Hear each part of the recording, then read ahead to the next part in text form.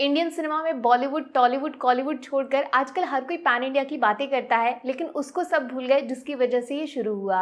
2015 में आती है बाहुबली, एक लौती ऐसी फिल्म जो नॉर्थ, साउथ, ईस्ट, वेस्ट चारों तरफ चल रही थी और पब्लिक फर्स्ट टाइम सिर्फ सिनेमा पे फोकस कर रही थी, लैंग्वेज पे नहीं। लेकिन फिर बीच में हो जाती है गड़बड़। कुछ सिनेमा अच्छा आया, फिल्मों ने पैसा भी खूब कमाया, लेकिन कोई भी बाहुबली के लेवल तक पहुंच नहीं पाया। कहीं पे पढ़ा था मैंने, शायद आपने भी सुना होगा, प्रभास के रिकॉर्ड्स कोई और नहीं, सिर्फ प्रभास खुद तोड़ सकते हैं। तो बंदा बाहुबली के ऑलमोस्ट 10 साल बाद फिर से एक ऐसी फिल्म लेकर आया है जो नॉर्थ, साउथ, ईस्ट, वेस्ट चारों तरफ रिकॉर्ड्स बना रही है। पी फॉर पैन इंडिया नहीं, पी फॉर प्रभास बोलना पड़ेगा, क्योंकि कल की 2898 एडी की बुकिंग्स खुलते ही पब्लिक लिटरली पागल हो चुकी है। वेटिंग लाइन बहुत लंबी लगी है। जब एस राजामौली की कमबैक फिल्म आरआरआर ने डे 1 कलेक्शन 200 करोड़ से ज्यादा कमाया था वर्ल्ड वाइड पूरी दुनिया में, हर किसी ने देखते ही बोल दिया था ये रिकॉर्ड शायद अब कभी नहीं टूटेगा। टूटना तो छोड़ो, शायद कोई दूसरी फिल्म इसके आसपास नहीं पहुंच पाएगी। बट चौंक जाओगे आप ये सुनकर, आरआरआर अब बिल्कुल भी सेफ नहीं है, क्योंकि वहां एस राजामौली थे, तो अब यहाँ कल्कि में खुद बाहुबली ने एंट्री मार ली है। तो बॉस, कल्कि के टोटल टिकट्स कितने बिके, प्रेजेंट में क्या स्टेटस है, सिचुएशन अच्छी है, खराब है, डे 1 कलेक्शन कितना जा सकता है, ये सब कुछ जानने से पहले आपको ये पता होना चाहिए कि फिल्म को प्रॉफिट बनाने के लिए कम से कम कितना बिजनेस करना पड़ेगा।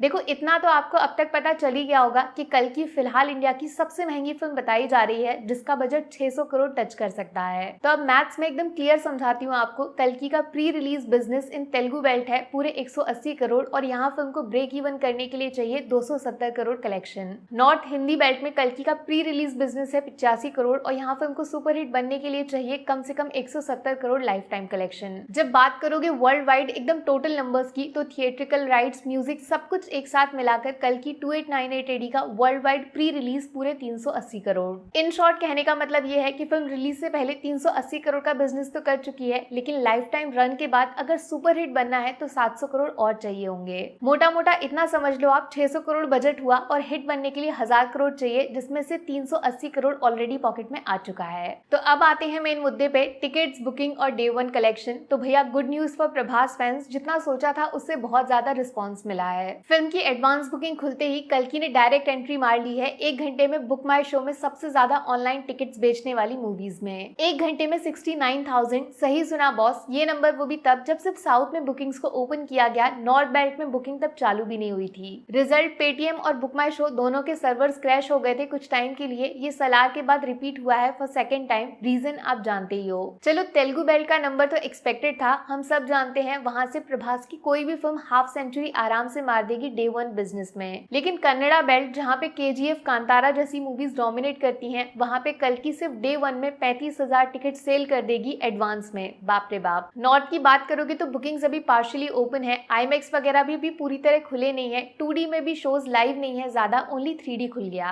इस वक्त जब मैं और आप बात कर रहे हैं, कल्कि ने हिंदी में 35 से 40,000 के बीच में टिकट सेल कर दिए, वो भी सिर्फ नेशनल चेन्स पे। अब प्रेडिक्शंस की बारी, डे 1 कल्कि का नंबर कितना जा सकता है वर्ल्ड वाइड। देखो, नॉर्थ में फिल्म की ओपनिंग मिनिमम 20-25 करोड़ इजीली पहुंच जाएगी, और अगर रिव्यू सॉलिड जाते हैं तो 30 करोड़ भी क्रॉस कर जाए, इस बात से ज्यादा चौंकिएगा मत। तेलुगु बेल्ट में मुझे लगता है प्रभास अपने टाइटल डायनासोर को जस्टिफाई करने वाले हैं, क्योंकि डे 1 बिजनेस 80 करोड़ को भी टच कर सकता है, और सब कुछ अगर 20 मोड पे चालू रहता है तो कल्कि तेलुगु में सेंचुरी भी मार सकती है। थोड़ा बोल्ड प्रिडिक्शन है, लेकिन 100% प्रोपॉसिबल। इसके अलावा रेस्ट ऑफ इंडिया, जिसमें तमिल, कन्नड़ा, केरला बड़ा कॉन्ट्रीब्यूशन देंगे, वहां से फिल्म 15 करोड़ कलेक्शन तक अचीव कर सकती है। ठीक अभी इस वक्त आप चौंक जाओगे ये सुनकर, फिल्म की रिलीज से ऑलमोस्ट 2 दिन पहले एडवांस बुकिंग इंडिया में 28 करोड़, फॉरेन में 37, माने 65 करोड़ क्रॉस कर गई। इस तरह कल्कि का day 1 collection in Indian markets मेरे हिसाब से होगा 120 से 140 करोड़ के बीच में, इससे कम तो नो चांस, हाँ ज्यादा हो सकता है। अब चलते हैं वर्ल्ड वाइड बिजनेस। आरआरआर का 223 करोड़ अचीवेबल या फिर काफी दूर का सपना।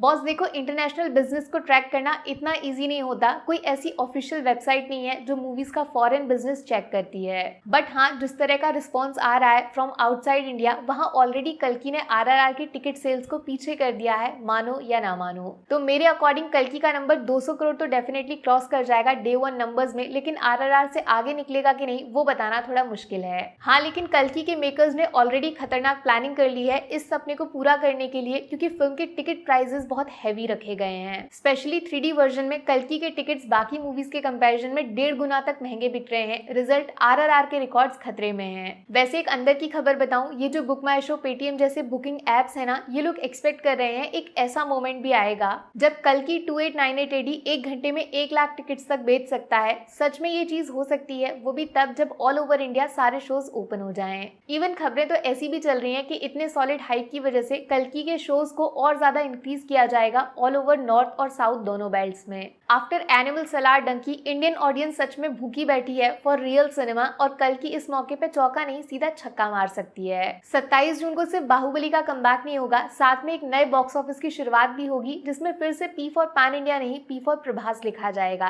रेडी? बाकी वीडियो में कुछ पसंद आया हो या फिर कुछ शिकायत करनी हो तो मैं आपको इंस्टाग्राम पे भी मिल जाऊंगी, वरना थोड़ा सा इंतजार करिए, मिलूंगी आपसे अगले वीडियो में। Take care, bye bye.